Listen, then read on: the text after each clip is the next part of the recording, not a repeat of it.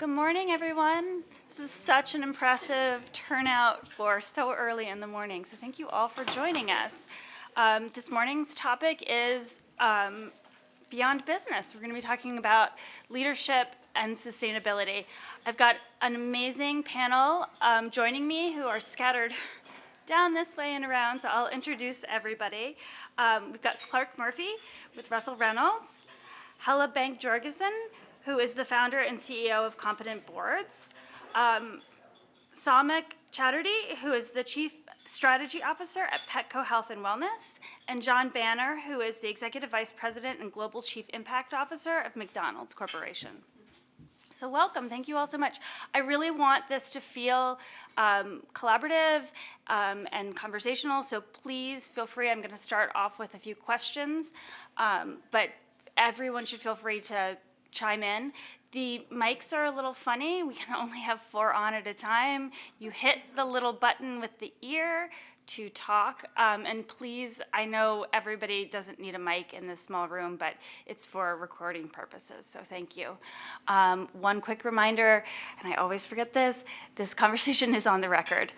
Okay, so let's start. Why don't we just run down the row and have everybody start talking about what does impact leadership actually look like.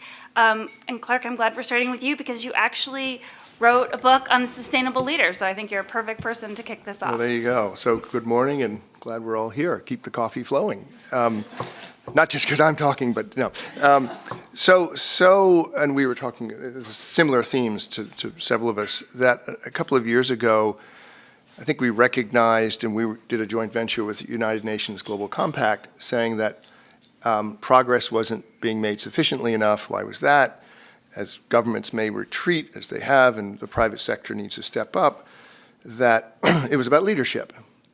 And we have hundreds of incredibly successful, sustainable leaders around the world, but we need tens of thousands. And while capital and innovation, we think, can make great progress, you need leaders to push some of that. So we interviewed with UNGC a number of what we called pioneers, who were the most successful CEOs, from Mahindra Steel in India to OCBC Bank in Singapore to Heineken to Duke Energy, to see if those leaders, those CEOs, were actually different from the CEOs that we interview every day. And they were. And we were just talking about, the theme came up, and Kathleen's here somewhere, about systems thinking yesterday. And there were 4, I'll be very brief, there were 4 elements that when we tested and interviewed that spiked on these leaders. One was systems thinking, the ability, the conceptual thinking to deal with complexity. Long-term activation, that the greatest success of some of the things we're talking about, none of you will be in your jobs if you're really successful when the results come. And can you deal with that particularly in North America, a quarter-to-quarter mindset? Stakeholder inclusion, not inclusion DEI, but the greatest leaders create followership. They don't lead in a hierarchical way. And as someone said, if you aren't creating followership, then you're just taking a walk. So the social skills, not have cocktails last night, but you can test for sociability, that you come into a room or an offsite or a project and to pull the best from people, be decisive, and then take them forward, because we need ecosystems to move. And then disruptive innovation. When you believe you are creating something and you're wrong, can you step outside yourself to then commit to the innovation to do things? So we published this, it landed very well, and then we've now are doing a lot of CEO successions around the world. I would say more in Europe than in America. We could talk about that later. Where the boards have embedded these competencies in how they're going to pick the next CEOs over a 2 to 3 year period, and we're very active there. So the book was going back to another 45 CEOs around the world, from Natura in Brazil to Umicore in Belgium to BP, and saying, as a leader, what did you do right? What did you do wrong? What are your lessons learned for other leaders? And the takeaways. So I and we believe deeply, and Helle and I have talked about it, that identifying sooner and we all know the number of next gens that are so fired up to participate. Can you identify them, develop them, and retain them? Because I think and I'll finish, there's a barbell of institutional investors saying this is what we think your company needs to do and how we're going to value your company. And the other end of the barbell is employees who will stay or go, and consumers who will buy or not. And the bar is bending. So with the leadership lens, can you develop them, can you expand them massively and retain them, and the best companies in the world will have them. Stop there.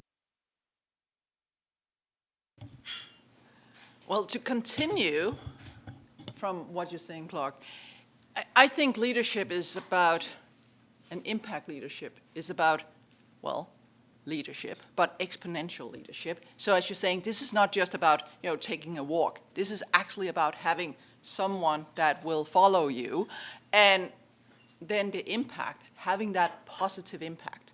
And I think you have Paul Pullman, who is one of faculty members, once said, this world missing trees and leaders.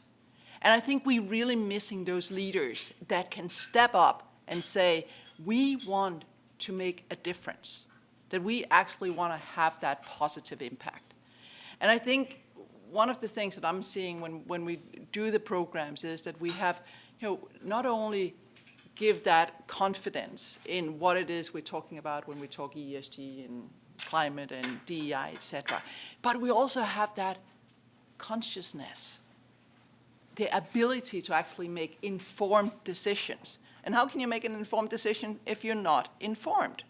And I think that is one of the things that we're missing nowadays. We might have a lot of leaders, but are they leading us to where we want to go? And to talk about, the UN and the Sustainable Development Goals, the future we want, are they leading us to the future we want? And I think that's why we really need to have that impact leadership, but that positive impact leadership, where we go to where it is we want to go. And we follow those leaders that can actually do that. And we unfortunately probably have a little bit of deficit of those leaders. But I see all of you here, and you're all leaders, and you should all have that impact and go out and get that to others. And I think that's what I find so fascinating every time I hear from those going through the programs. It's like that impact that they can have, not only on their own organization, but other boards and others that they talk to. So, yeah. I finally got this to work. Those are absolutely some brilliant points laid out. There are two things I may add to this that, taking a step back before I get to the two, impact leadership is leadership multiplied a couple of different times over. And COVID and the layering of ESG has just added to the complexity. But two things that I've seen that stand out. The first piece of it is conviction. A leader has to have conviction on what your values are and how you deliver results against your values, and sometimes trading off against your standard financial metrics. And leaders that successfully navigate that over the long haul become critical. And the second piece of it is focus and clarity. The reason at the end of the day, and we talked about how do you navigate different constituents. You have the investor community, and there are many different gradations of investors and different things they care about. You have your customers, you have your employees, and you have the community you participate in. How do you navigate and bring focus and priority and clarity on what are you going to do today, and what are you going to push out next year, and what are choices you make public that make a difference, and what are choices you will make within the walls of your company. So, example, Roe v. Wade, there were certain companies that stood out, there were certain companies that didn't say a word, there were certain companies that sort of elevated during the four walls. But making those choices on what's important and what's critical, and how do you drive that through the organization and through the community, and relay that back to your key constituents becomes a really important role as well. Good morning.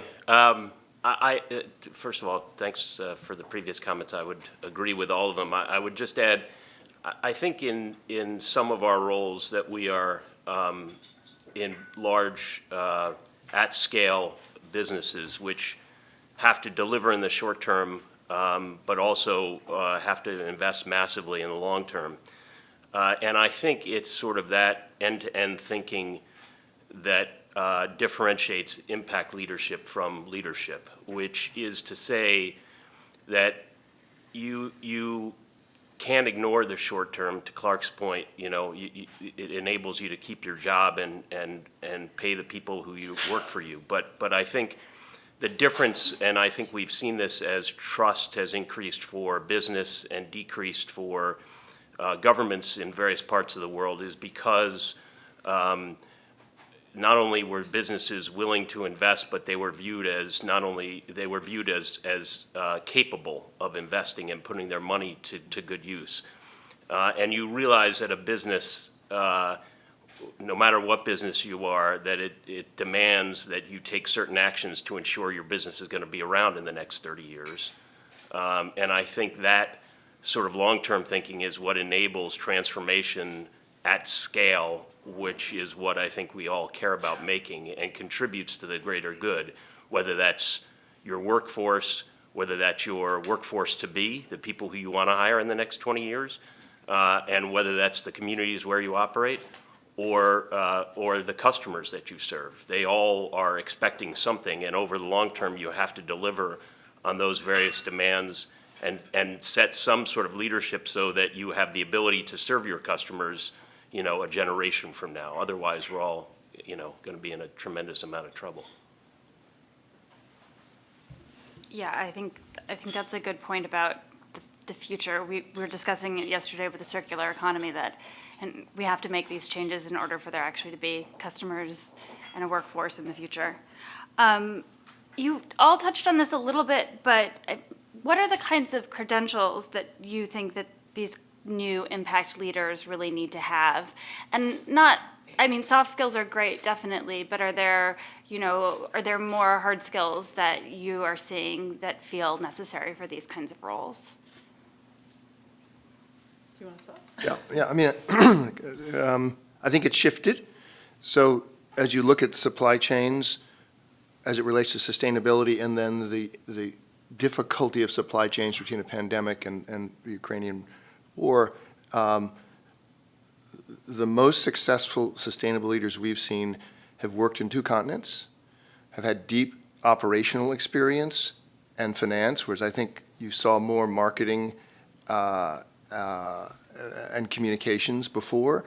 As this role, we were just talking earlier that I believe a lot, and a lot of CSOs in this meeting for 2 days, that reporting to the chief executive officer with accountability. I was saying a client of ours was talking about that their ESG was going to be the head of HR, the CFO, and the general counsel, and it's not going to work, right? Nobody's in charge. They have full-time day jobs. So I think the closer to the operations, because of the influencing skills and accountability to get things done, and where it reports, and the breadth of their influence and understanding of the company or the industry is defining that role all the time. Just my opinion. I guess when the pandemic hit, I went out and said, cash is king, but care is queen. So if we don't care about our suppliers, if we don't care about our employees, if we don't care about all of our stakeholders, how should they care about us? But of course, if we don't able to kind of like manage our cash flow, we can't care about them because we don't have the money to actually do that. So having that kind of like both that care, but also make sure that you have the cash. And it goes back to making the long-term decisions. Michael Tresco, who used to be the chair of Unilever, once said to me, well, Helle, it's so good you say all of that we need to do all of these long-term things. But the only way we can do all the right long-term things is because we do all the short-term right decisions. So, and that's perhaps where I see now we're really, really good at putting those long-term goals and wishful thinking, and someone will call it not greenwashing, but green wishing. But if we're not able to set those goals for every single day, I think that's where we're going to fall down and that trust that people have in leaders will disappear. The other thing I actually think we need to get to is being human beings. Human beings in the boardrooms, human beings in the C-suite, and it goes back to that care. And I have some of those that go through the programs come back and say, this made me think like a human being. And I'm like, okay. And then you start thinking about it, right? If you're in a boardroom situation, if you're in a leadership situation, if you're in a situation where you need to take these decisions, bam, bam, bam, bam, bam, what do you look at? You look at the financials. Do you really think about that supplier that can't pay their people because we say, well, we can't really pay that right now? Do we really think about the consequences of our employees in a given situation? So I think that starting to almost put ourselves in the shoes of our stakeholders will make it so much easier for us to actually act as human beings, which should not be something we should get taught, but I think that we need. So, over to you. Back to, I think, the topic on hard skills. The one thing that I've seen that is working, and the answer sounds a lot easier than it is in real life, is treating ESG like a business and taking on sort of a general management hat. Because at the end of the day, the ability to look at, what's your budget? How do you go execute? What do you prioritize? What's your plan to go, make sure the rest of the organization is supportive, has helped in some ways. And we have work to do at Petco, but the ability to pick and say, here's the plan, here's the budget, here's the resources, here's how we execute, here's how we measure, and here's how we reward, much more so than, similar to a general business with the general manager running it, has helped. There are some ways it doesn't, because at the end of the day, a general manager has revenue, margin, some measure of profitability, whereas the metrics are different out here. But the more we tie back to how do you go deliver KPIs and results you sign up for across the organization become important. So finance, executional skills, marketing, particularly the ability to hear back what your audiences are saying and refine what you're doing and improve the precision of what you're doing. All of those and others become pretty critical. And again, understanding of the supply chain, understanding of who your vendor community is, who your customers are, and how do you navigate those become absolutely critical. I guess I would just build on that point, which I think is exactly right. You can't, you have to be a business leader to be able to lead an impact. And I think, the old days of, CSR is off to the side are long over. And I think being able to lead from within to not only set global targets, but then how do those roll up into markets, and how do you actually land those targets in a specific geography or a specific business? And I think the skill sets of, listening is really important, and spending time not just, doing a show to visit your employees in different parts of the world, but really spending time with them to understand what their needs are, immersion with your customers to understand what their needs are. So leading with empathy, I think, is probably one of the most important aspects of impact leadership, of a capability, which, a friend of mine used to say, you can't teach judgment. And I think that's probably right, but I think you can teach empathy. And I think that leaders have to be able to understand where somebody's coming from, because unless you understand that, you're not going to be able to point the organization in the right direction. And I think that's, so I would say, and the other thing I would probably say is that you have to be committed to transparency. And you really can't advocate for change unless you're willing to sort of be honest about what you're doing and the progress you're making. I couldn't agree more on the listening skills, that of all these people we've interviewed so successful around sustainability in any culture in the world, like they're aggressive listeners. And I know that sounds trite, but I think one of the issues of senior leaders and then the next generations believing something's actually happening is where it's not happening, is there hasn't been really good listening, whether it's any of the stakeholders, So I 1,000% agree. I think the empathy gene, a lot of people figured out in the pandemic, and that's kind of a new concept. But the listening, that you're actually going deep, whether it's your supplier or your employee base or your shareholders, couldn't agree more. And if I'm just, it was just fascinating. This was actually before the pandemic. We went out and did a survey where we asked faculty and alumni and others in terms of what should the future leaders look like. And came back with a lot of things. And we kind of like said, okay, let's put this together. So we put it together saying, well, you need to have a brain, right? You need to be able to do that. But you also need to have a heart. And then the last, you need to have hands to actually act and actually do it. And I think we need to have, all of those different things. We can have the empathy, we can sit and listen, but you also need to have that leadership skills in saying, okay, there are some dilemmas here. How am I going to deal with this? And how do I communicate that back to people so that they actually say, yeah, okay, I get it. That's the right way forward. So, yeah. Sorry. No, that's wonderful, and I love that you can't teach judgment, but it's a relief to hear that you can teach empathy. I'm curious, there's a lot of other leaders in the room. If there's any skill sets that you feel like we haven't touched on that you might want to mention, or any questions you might have for the panelists? Yeah? I got a quick question. There we go. I think it was Peter yesterday said that mounting inequality is a greater threat to economic stability than climate. I hope I didn't misquote him. And we hear a lot about divisiveness and polarization. And I guess the question I have is, what is the role of business in that conversation? And how do we assess and develop those skills in board directors, CEOs? By the way, I don't have the answer. So it's an honest question. And if somebody's thought about that and has a concrete answer, that's awesome. Yeah. We actually today launched the Future Boardroom. So where we are inviting everyone, so everyone here who have ideas on terms of what should that future boardroom look like.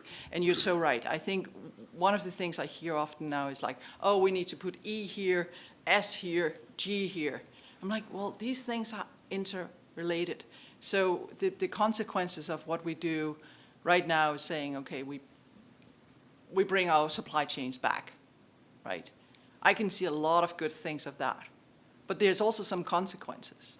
You're going to have people around the world that do not have what they have now. So when Peter starts talking about that, it's kind of like, think about climate refugees, you also economic refugees. Right now have a lot of people coming out of Ukraine that unfortunately is part of modern slavery. So you have a lot of different things that kind of like goes beyond some of these things we need to, and unless you have that mindset and start thinking about all of that interrelated, I think we're going to make some wrong decisions. I don't know if there's a wrong decision in a boardroom, but we are going to make some uninformed decisions is probably the better way of saying it.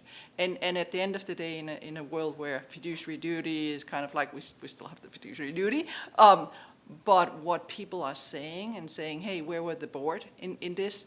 That's changing. So we're starting the future boardroom, basically to bring in all of this. I'm a little bit afraid that we're going to see the great resignation in boardrooms, or maybe I'm looking forward to it because it depends on who it is that resign.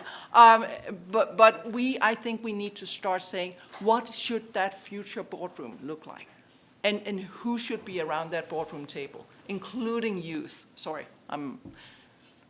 talk to me afterwards, I'm getting. I guess I would add that I think it's a good question because I think it's part and parcel of the responsibility that we have to our workforce and that we have to the communities. I mean, in businesses that are spread out throughout the world, if the communities where the businesses are existing aren't thriving, the business won't thrive.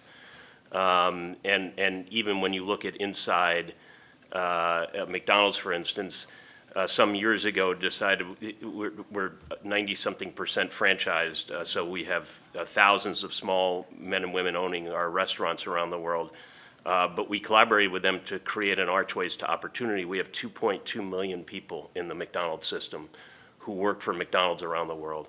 And the Archways to Opportunity is co-funded by our franchisee owners and McDonald's, and it allows them to get English as a second language education.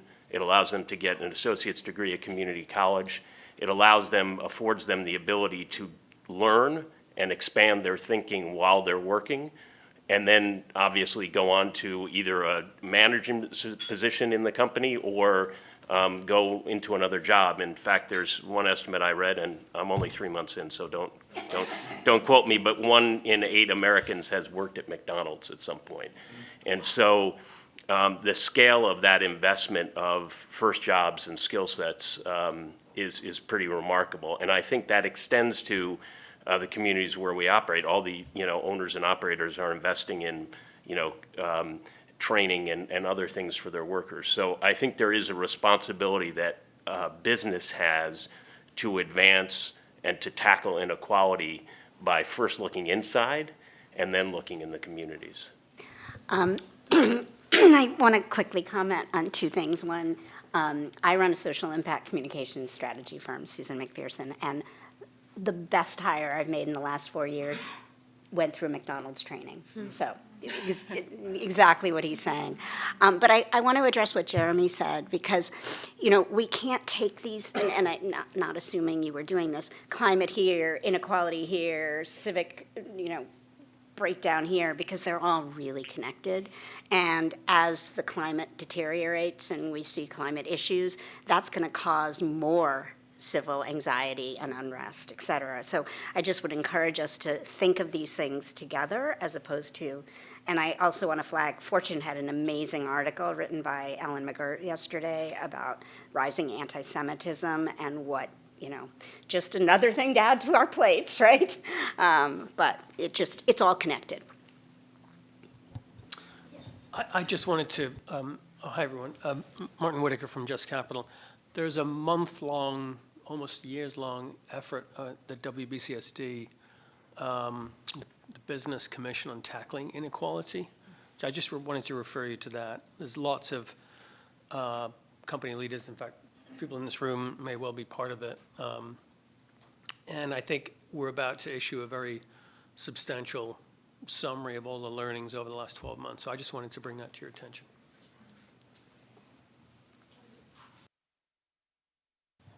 I was just going to build on the comments about inequality, and you asked about role of business. I agree with you, John. I think every business has multiple ways to address inequality. So one is certainly workforce.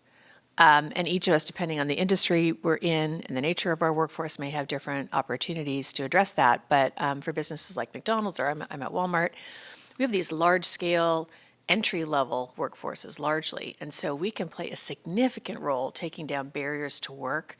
And then, as you pointed out, on-the-job training and education and connections to career paths for advancement, and making that a priority and measuring that and investing in it. We have similar institutions like Walmart Academy and Live Better You, free education, 4-year degrees, 2-year degrees, but they're degrees that are connected to things relevant for our business. So retail management, supply chain management, pharmacy tech, coding, for our tech aspects of our business. So that's a big one. And then the other one is suppliers. You talked about suppliers, and do we think? Yes, we think about it all the time.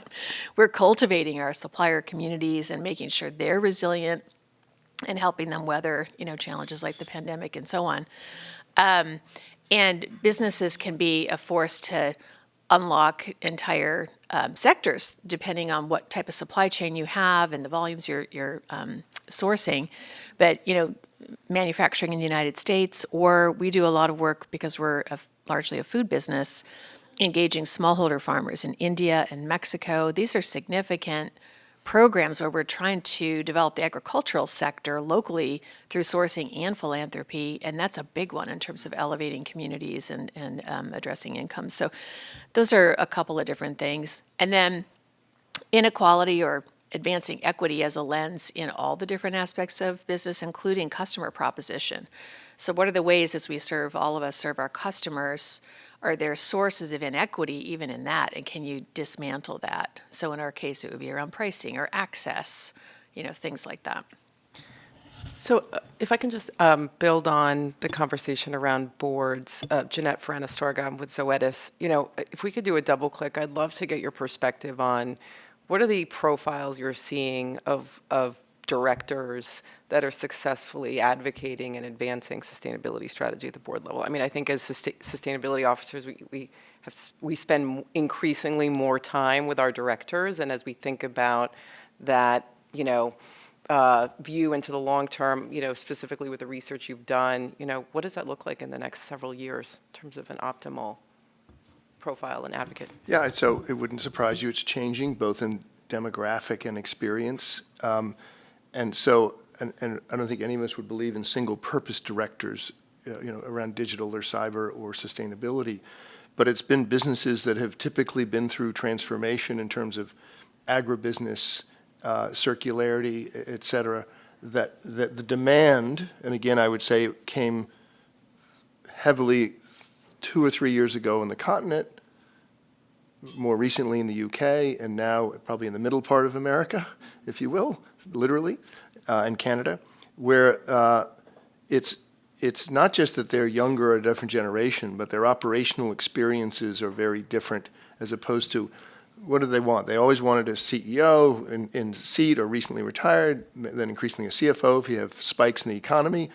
This is now about deep operational transformation, and particularly around resourcing uses of power and water and process change. And I would say the demand is quite high. The trade-off is those are first-time directors. I'm a big proponent of first-time directors. I think they're better prepared. I think they listen better. They stay quieter longer instead of wanting to hear their own voice. And they've read everything because they want to succeed. They don't want to fail, right, and look stupid.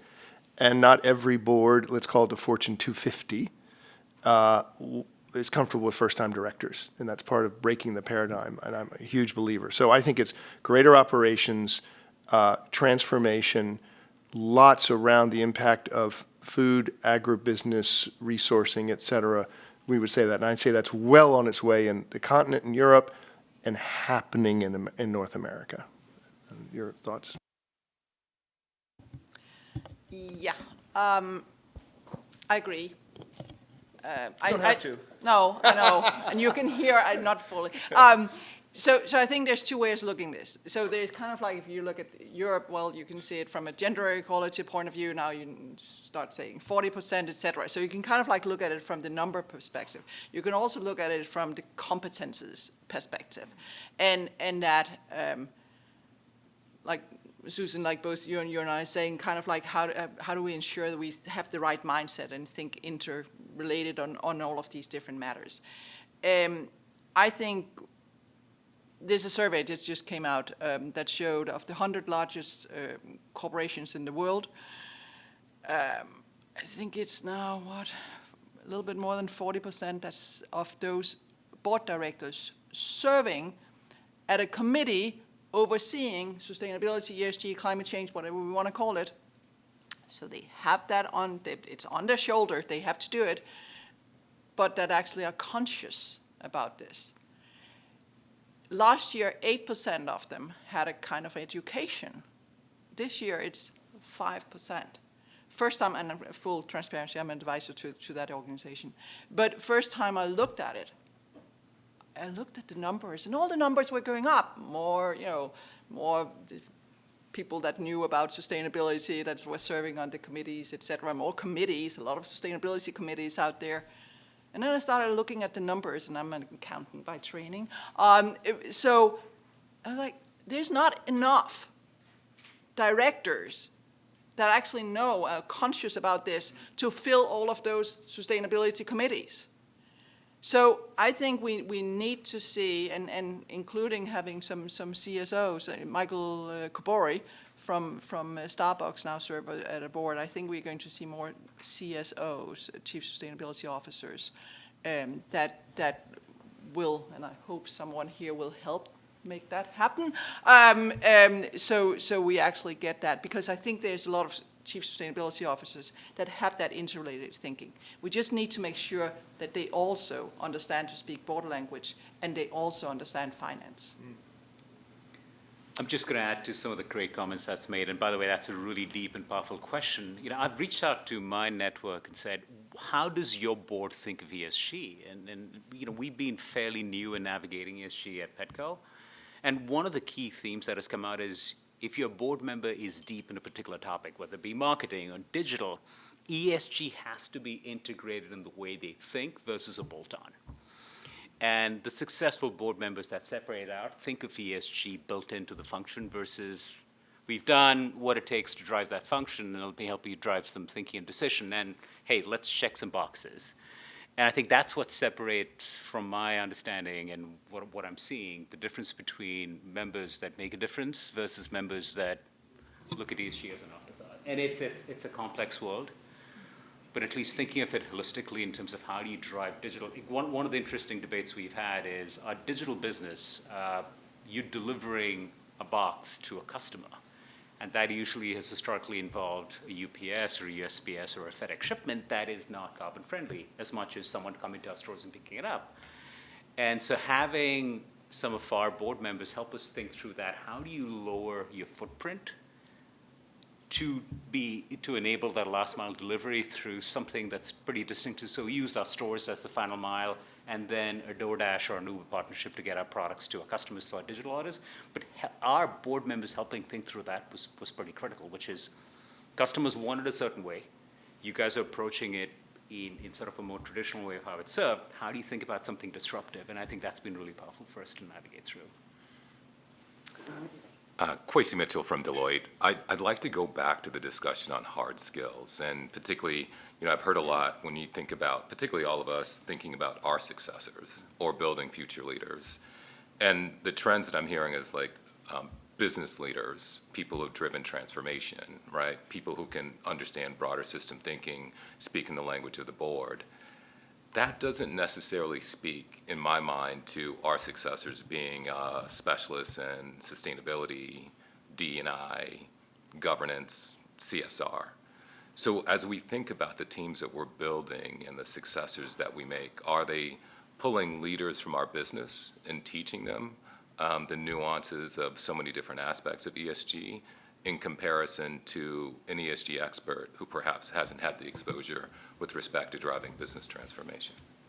I would just maybe take a first crack at that. I think the shift is happening, I would say, across the board in any of these specialties where we need to make progress, where you used to set, okay, let's have sustainability office over here while you have a supply chain office over here. And I think the reality going forward is that unless you have your supply chain people understand sustainability, you're not going to make progress. So you can't separate the two. And I think it's true with DE&I and the importance of driving sort of awareness and progress across internal and external goals to embed DE&I capabilities in different functions and businesses. So you're not going to have, I think, you saw, I don't know, another publication, not to be named, also based in New York, did a whole story about how business school education is finally changing, right? Like what took so long. The reality is sustainability and the importance of community has been around for a generation, and they're just now changing. It shows the reality that business leaders who have MBAs are going to have to lead on DE&I and ESG, and that's part of the remit of the job. That's a hard skill that you're either going to learn on the job or maybe you have some familiarity coming in. But gone are the days where that specialist is going to lead for the entire organization, because it's not going to make the progress. They have to be embedded. So I think it is a change. I think it's still evolving. It's probably not all the way there yet, but I think that's where it's going to go, which is progress has to be made embedded in the business, not sort of this function set up aside. And just to add to that, John, E, S, and G, it's a pretty complicated term. At the end of the day, you have cybersecurity with how do you drive inclusion. But if you sort of fast forward in time when we have a lot of, hopefully, more clarity around what that means and how do you prioritize, that should be critical leadership skills just as much as integrity and driving transformation. And that's a journey I think we will take. And if I may, totally agree. But this is part of the DNA. I mean, the problem is that we haven't been taught this in school, but those that goes to school now, they are actually teaching it. If you talk to your kids, they understand some of these aspects better than some board members do. But you know, so it should not be in that office, as you're saying. So if you think about it from Deloitte, and I love the sustainability departments at Deloitte and everywhere else, but in reality, it should be the auditors. In reality, it should be the strategy people. In reality, it should be the tax people. In reality, it should be all of those different functions that when they go out and advise and do their audits, they understand these aspects. So it's not like two different teams that needs to be sent in. I don't know if you do that, but you know, I used to be a partner at PwC. So I might be kind of like putting things over there. But I think that's important to say that this is embedded. So long time back, I worked for IKEA in terms of their supply chain and put together this I-Way, which is how they go out to their code of conduct. And IKEA, I think, was the first that said, we don't want to only go out and say, here's a code of conduct, dear suppliers, please make sure you comply with it. They actually went out and trained, and so I was sent out all over the world to train their suppliers. But not only the suppliers, also procurement. Because what happens is that if procurement comes out one day with us saying, we don't, well, it's good you signed my code of conduct, but if you haven't, you know, can't deliver in this and you don't that price, etc. So there's these two kind of like goes against, while if procurement is trained, so it's not sustainability team coming out and saying, please sign my code of conduct, and then procurement team comes out and say, I'm not going to buy from you unless you're actually not compliant with your code of conduct.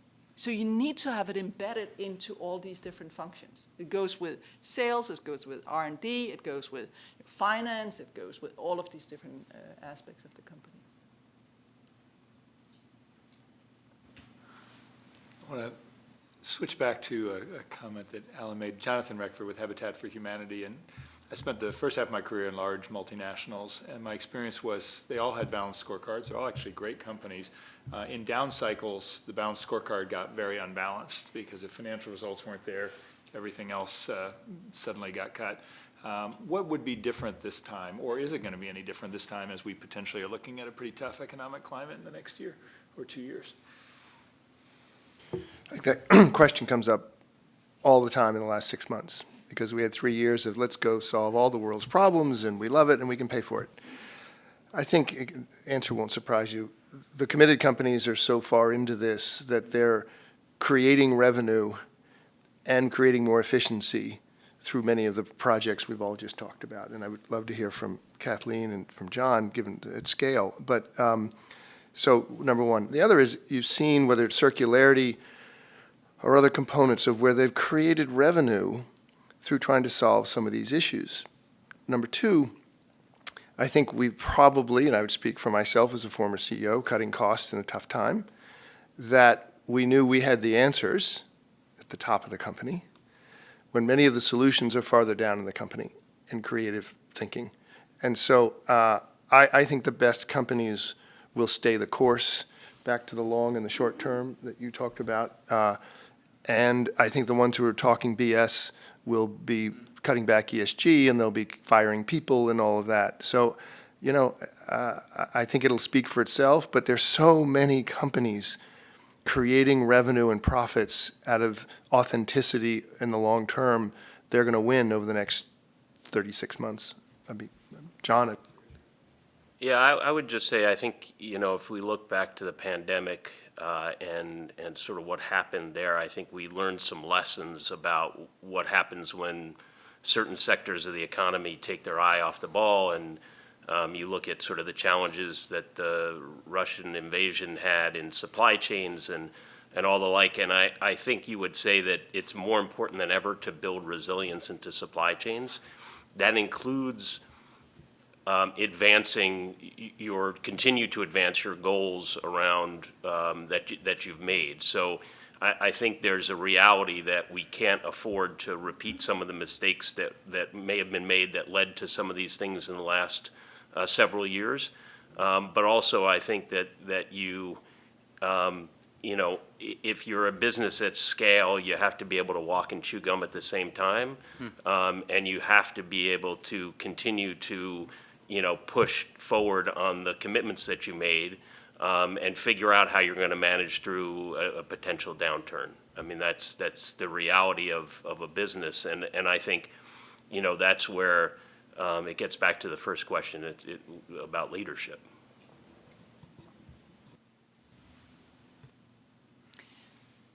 So I think we are probably in a situation where if you don't have the board of directors, unfortunately, the tenure of CEOs are getting shorter and shorter.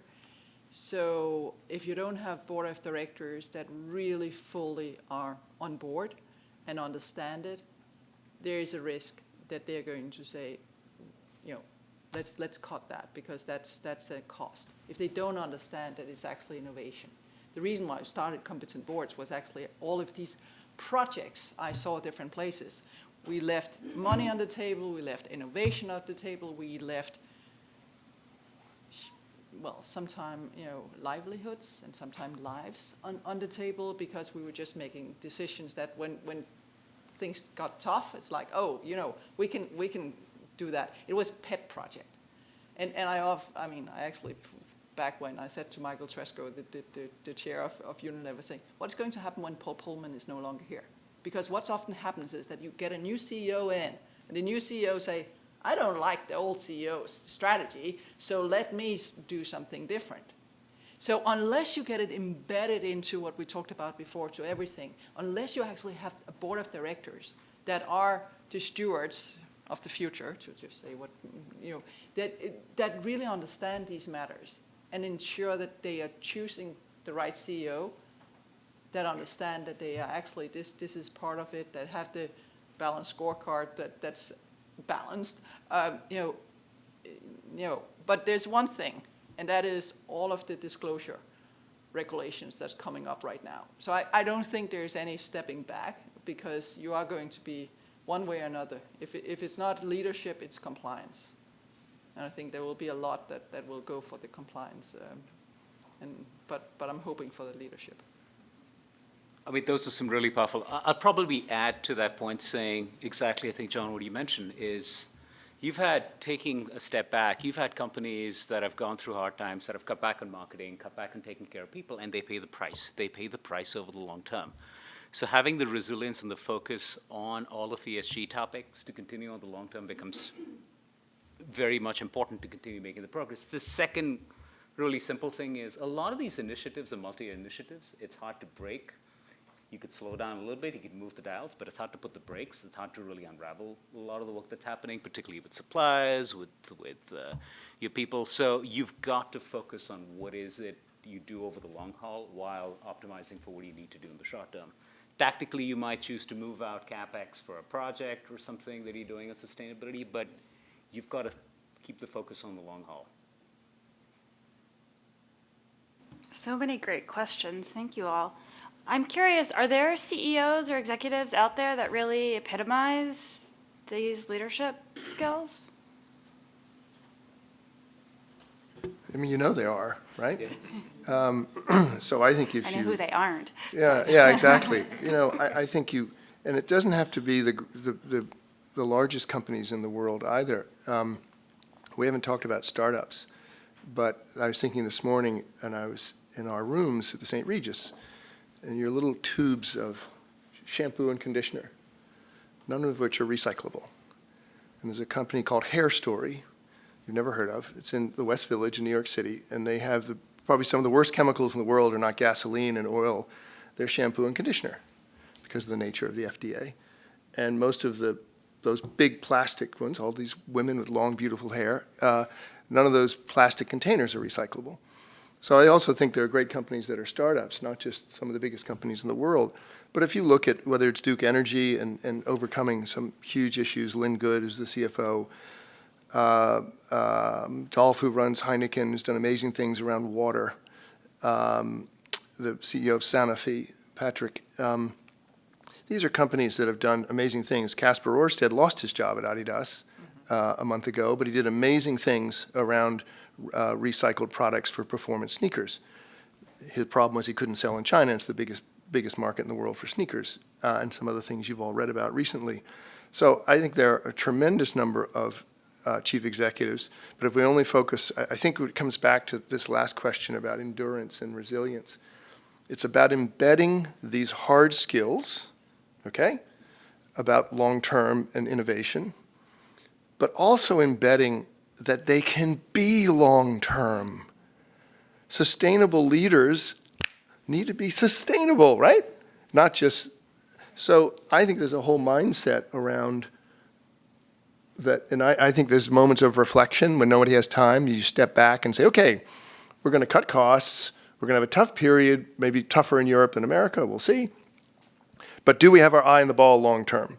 That the ability of great leaders to pull people out for a while, a day or 2 days or whatever it takes. So I think there are innumerable great leaders, but also point out the ones that are 3 levels down that are great leaders.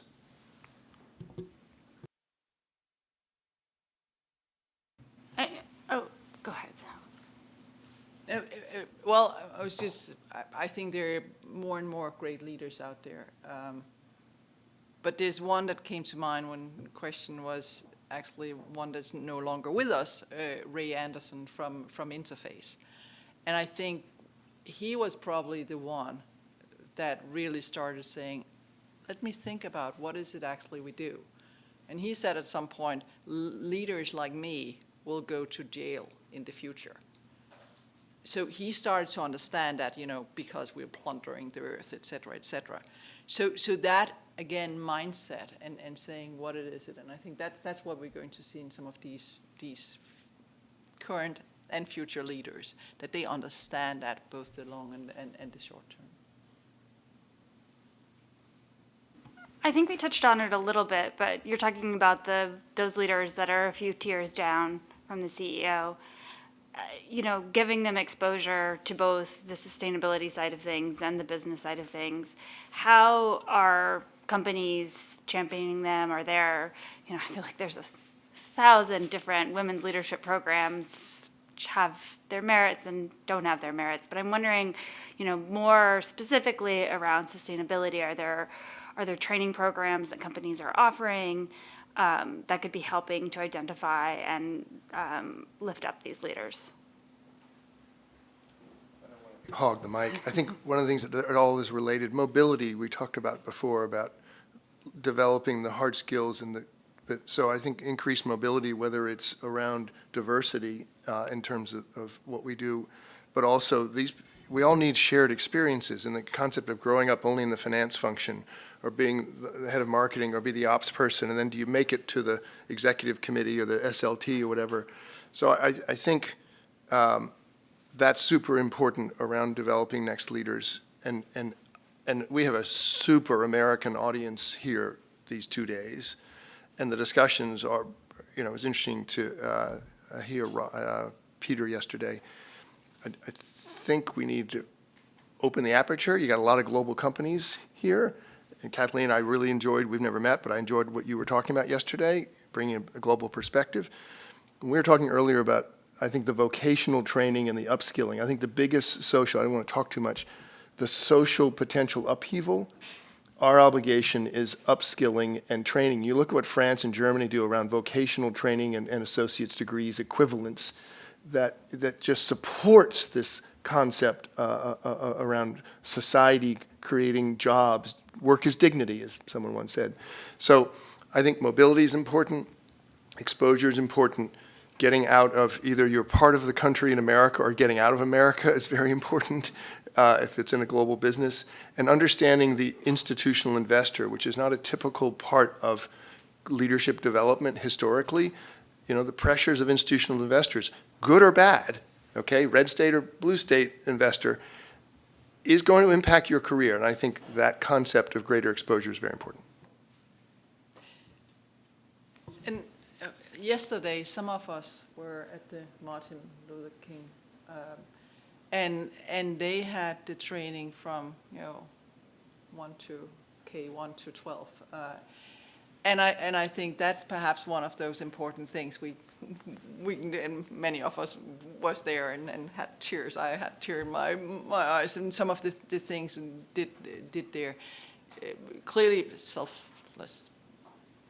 A plug here from competent boards where we are training, and I have a few of those people that have been going through the programs. And I hope what we're doing there is training both to understand cybersecurity, responsible use of data, tax, investment, pay, the ESG, the climate, the DEI, the human rights, all of those different aspects we need to have, and have that holistic mindset on all of that. So at least that's what I hope our impact is. I would just add, I mean, I think there's a number of training programs on inclusive leadership and others that many companies use.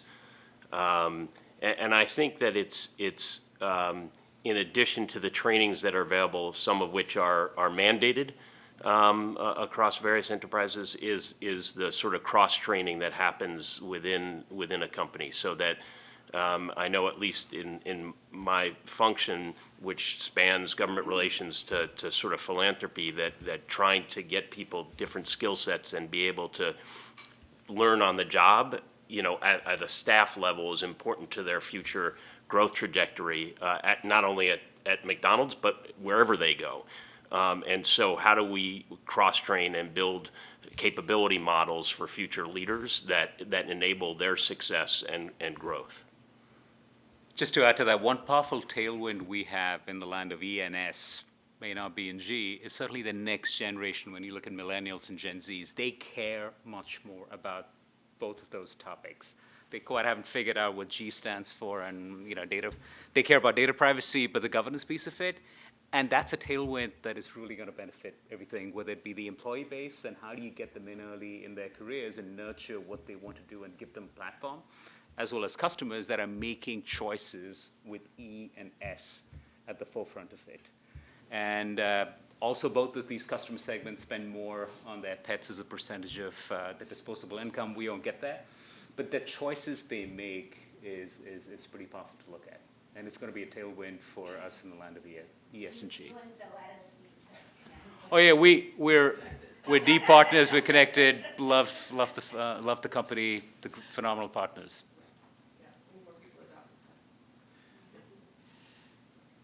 Perhaps just one thing to add, and you kind of said it, in terms of we also need to start understanding a little bit more about what's going on in the rest of the world.